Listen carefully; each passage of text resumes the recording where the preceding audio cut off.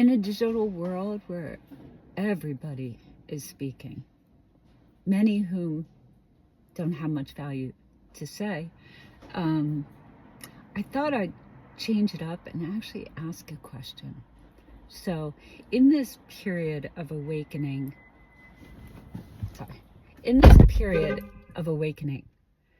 if you are actively trying to get into a higher state of consciousness, I'm curious, what is your end game? Like, what do you expect the world's going to look like when we wake up? And the reason I'm asking this is although throughout my life, I am like a queen of shifting perception.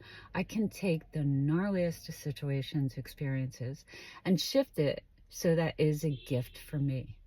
But I'm also a realist in that before I know I can shift perception, that I have to acknowledge and look at the real situation and process it and feel what I don't want before I shift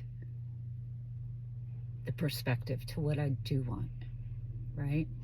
And what I see right now, on YouTube at least, because that's primarily the social media channel I listen to, there's not a whole lot of realistic expectations of what an awakened world looks like. And I get it because I've been awake my whole life, but I don't know how many people have been. And I'm curious because I don't want the world to be let down. And there's still going to be struggle. There's still going to be adversity. There's still going to be challenges. There's still going to be pain.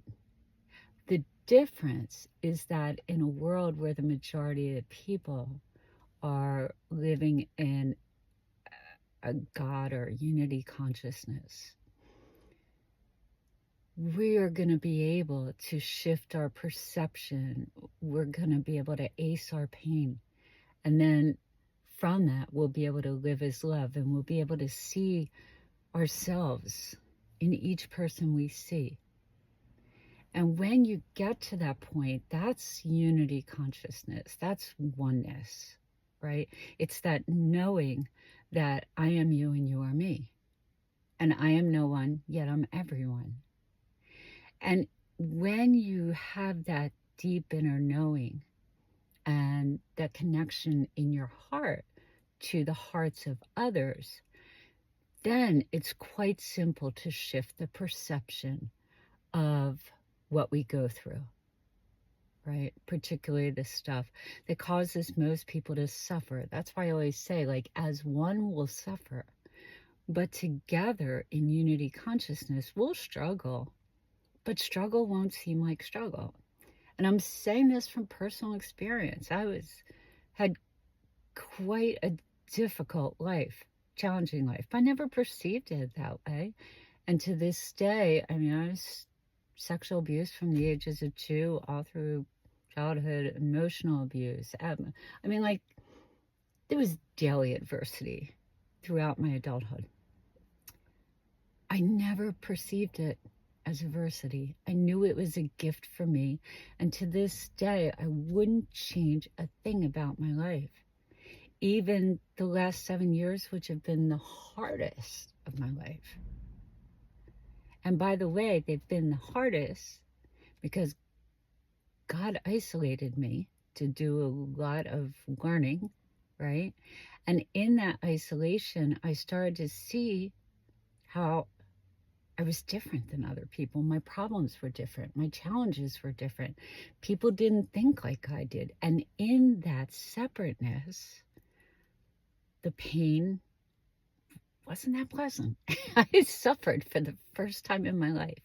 And in reality, the last 7 years have been the cushiest of my entire life. No trauma. There's a lot of physical stuff. All right. No trauma relating to people who were directly in my presence, But financially, it's been fine. But I suffered immensely because I felt alone.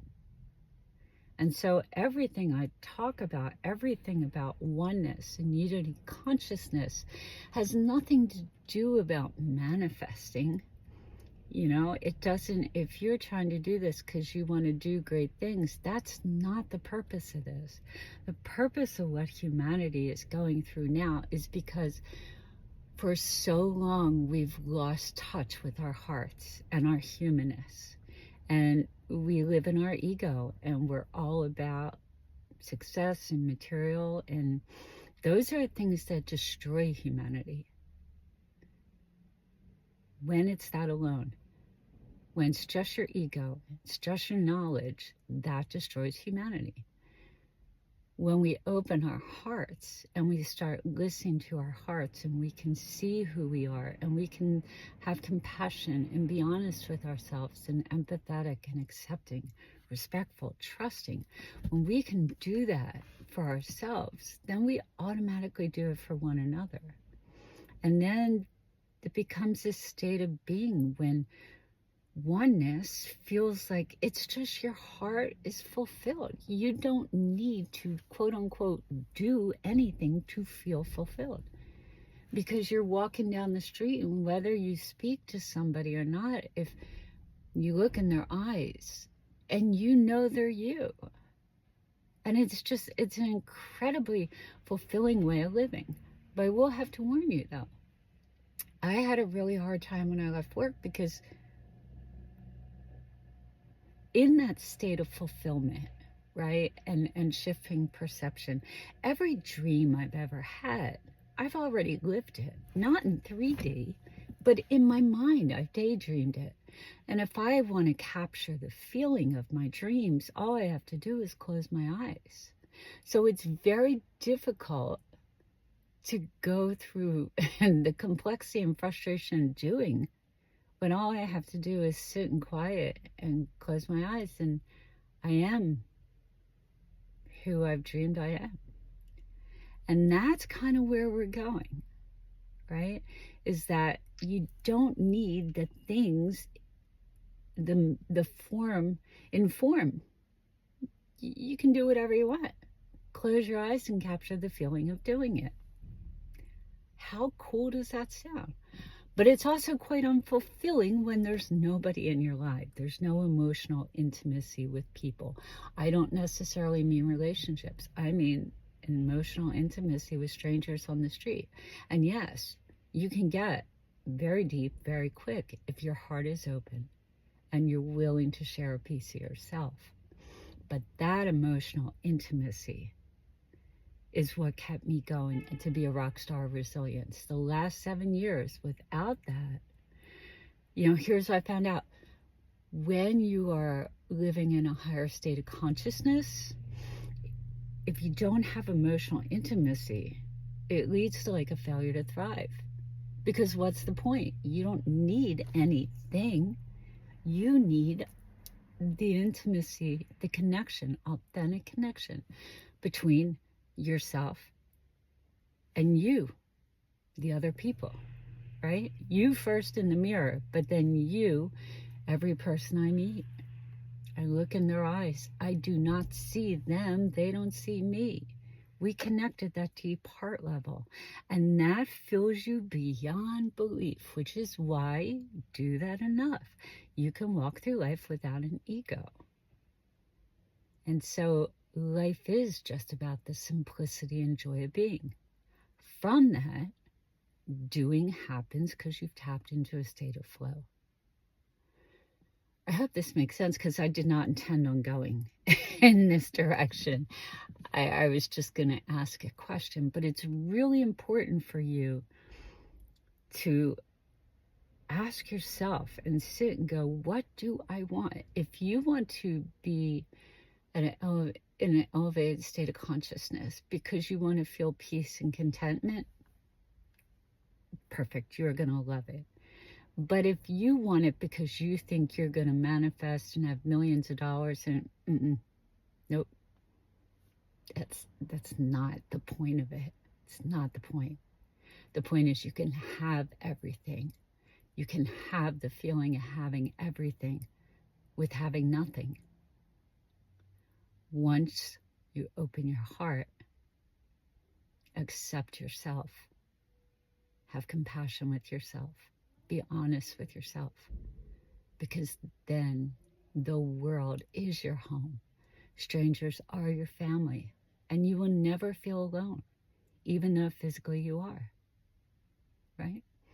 So I guess I hate call to action crap, but call to action is once you really just get used to asking yourself a question. Do you see me? Look in the mirror. Do you see me? What do I want to feel? Not what do I want? Because here's the thing. You'll see that God doesn't give you what you want. He gives you what you need. And for old souls like myself, what Leslie wants is kind of not irrelevant, but it's not the prime reason I came here. It's what does my soul want? What did my soul come here to do? And so my ego has to take a back seat and go, oh, okay, well, let's see if we can work together on this. Soul, this is what you need to learn. This is what I'd really like to experience. Okay, cool. Let's work together. That is the goal of awakening. All right? Okay. I love you all. Bye-bye. Signing off from California.